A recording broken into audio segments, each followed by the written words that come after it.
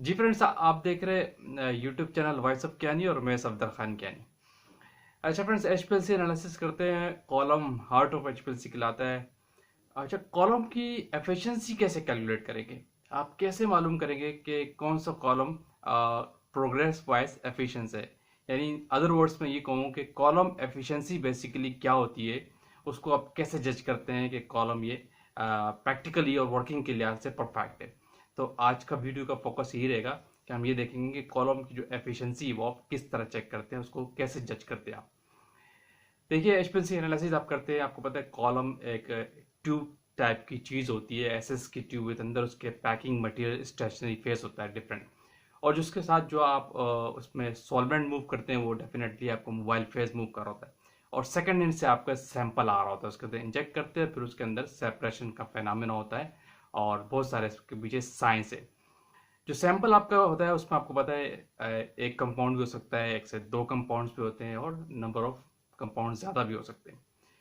आप एफिशिएंसी की जजमेंट के लिए बहुत सारे कुछ फैक्टर्स है, जिसमें आप पहला फैक्टर कि जो कंपाउंड आपके पास इल्यूट होकर आ रहा है, नंबर 1 2 3, वो सेपरेट किस तरह हो रहा है, उसमें आपस में सेपरेशन क्या है, वो क्रोमेटोग्राफिक सिस्टम सुटेबिलिटी क्राइटेरिया पे पूरा उतरता है कि नहीं, किस तरह, यानी उनकी पीक की शेप क्या है, उनका रिटेंशन टाइम क्या है दो पीक्स के दरमियान, उनका रेजोल्यूशन परफेक्ट है या नहीं, सेकंड उनमें ब्रॉडनेस कितनी है पीक में। ये पहला फैक्टर होता है जज करने के लिहाज से कि उसमें पीक में ब्रॉडनेस कितनी आ रही है और पीक की शेप कैसी है और पीक के दरमियान रिटेंशन टाइम कैसा आता है।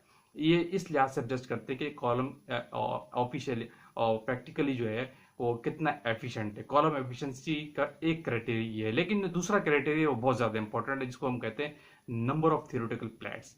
नंबर ऑफ थियोरेटिकल प्लेट्स क्या होती है बेसिकली, जिसको हम एन से डिफाइन करते हैं और इसका एक फॉर्मूला होता है आपके पास, जिससे आप इसे कैलकुलेट कर सकते हैं। तो मैं आपको स्क्रीन पे दिखा दूंगा, जो फार्मूला है बेसिकली वो n equal to 16 multiply by tension time divide by width of the peaks होता है। इसकी बेस पे आप जज करते हैं कि कॉलम के नंबर ऑफ थियोरेटिकल प्लेट्स क्या आ रही है और वो कितना एफिशिएंट है। याद रखिए कि जितनी कॉलम की थियोरेटिकल प्लेट्स ज़्यादा होती है, कॉलम उतना एफिशिएंट कहलाता है, उतना मोर एफिशिएंट होता है। क्यों? उसकी वजह क्या है कि जितनी नंबर ऑफ ज़्यादा थियोरेटिकल प्लेट्स आपके पास ज़्यादा होती हैं तो आपका रिटेंशन टाइम ज़्यादा होता है, याद रखिएगा। इसके साथ एक और बड़ी इंपॉर्टेंट टर्म हुई, याद रखिए, साइंस में आपको बता रहा हूँ कि कॉलम के अंदर बेसिकली हो क्या रहा होता है। आप ऑपरेट तो कर रहे होते डेली बेसिस पे, तो कैसे उसको आप गुडनेस की बुक में कॉलम को शामिल करेंगे, जो वर्ड यूज होता है गुडनेस का, गुडनेस ऑफ द कॉलम कैसे आप जज करेंगे। तो ये मैं उसकी आपको साइंस बता रहा हूँ, उसके पीछे साइंस होती क्या है आपको पता होना चाहिए, जो ऑपरेटर होता है, जो एनालिस्ट होता है। एक टर्म यूज होती है जिसको हम कहते हैं ईएसटीपी, इक्विवेलेंट हाइट थ्योरेटिकल प्लेट्स को कहलाता है। ये बहुत इंपॉर्टेंट चीज है। ये बेसिकली कॉलम क्या है, देख मैं आपको एक तरह इससे आईडी से समझाऊं। ये अब लेट सपोज आपके पास एक कॉलम है, ठीक है, इसके अंदर सारा स्टेशनरी फेज फिल होता है और जो थियोरेटिकल प्लेट्स है बेसिकली वो एक इमेजिनरी प्लेट्स होती है। वो लेट सपोज ये कॉलम की हाइट है, हाइट तो फिक्स होती है, इसमें आप यूं यूं यूं इस तरह की थियोरेटिकल प्लेट्स सेटल डाउन होती है, बहुत सारी सेटल डाउन। जो ईएसटीपी है, हाइट इक्विवेलेंट थ्योरेटिकल प्लेट्स होता है, वो बेसिकली ये जो प्लेट्स होती हैं इनके दरमियान डिफरेंस होता है। ये जितना डिफरेंस नेरो होगा इन थ्योरेटिकल प्लेट्स के दरमियान, जितना डिफरेंस नेरो होगा उतनी आपका रिटेंशन टाइम ज़्यादा होगा, ठीक है।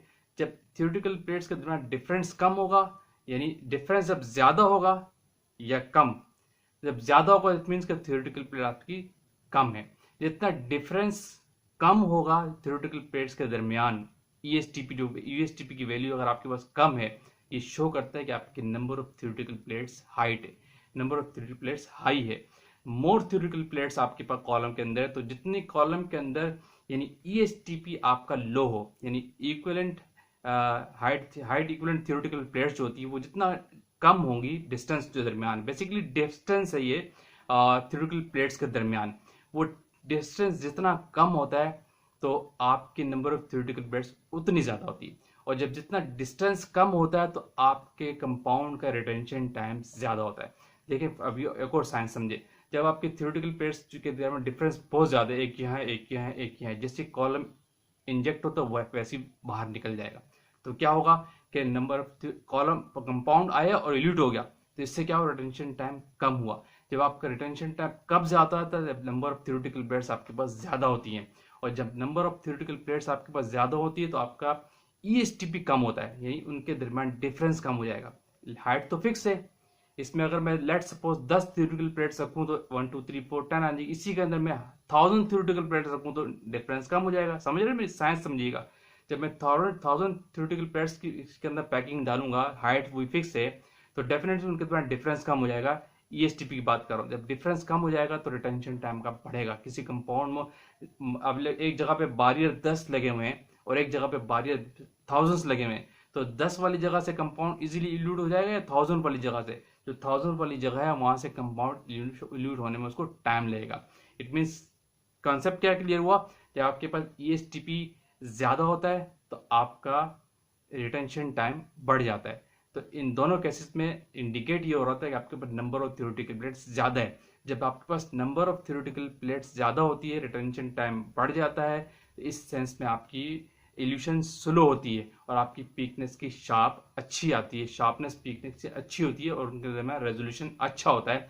तो नंबर ऑफ थ्योरेटिकल प्लेट्स भी इंडिकेट करती है दूसरा फैक्टर बड़ा इंपॉर्टेंट, कि आपके कॉलम की एफिशिएंसी क्या है। पहला फैक्टर के कंपाउंड्स किस तरह इल्यूट हो रहे हैं, किस तरह उनके दरमियान ब्रॉडनिंग क्या है, ब्रॉडनिंग वाला फैक्टर देखा जाता है, इनकी शेप्स क्या आ रही है, रिटेंशन टाइम क्या है। लेकिन जो बड़ा इंपॉर्टेंट फैक्टर है वो है थ्योरेटिकल प्लेट्स का। जब वो थ्योरेटिकल प्लेट्स जितनी ज्यादा होती है, कॉलम उतना मोर एफिशिएंट कहलाता है। होपफुली कॉन्सेप्ट क्लियर हो आपको कि बेसिकली साइंस क्या होती है कॉलम के पीछे, कि उसकी किस लेवल पे आप कॉलम को एफिशिएंट काउंट करते हैं। आएंगे किसी और टेक्निकल बात के साथ। Thank you for watching. Allah Hafiz.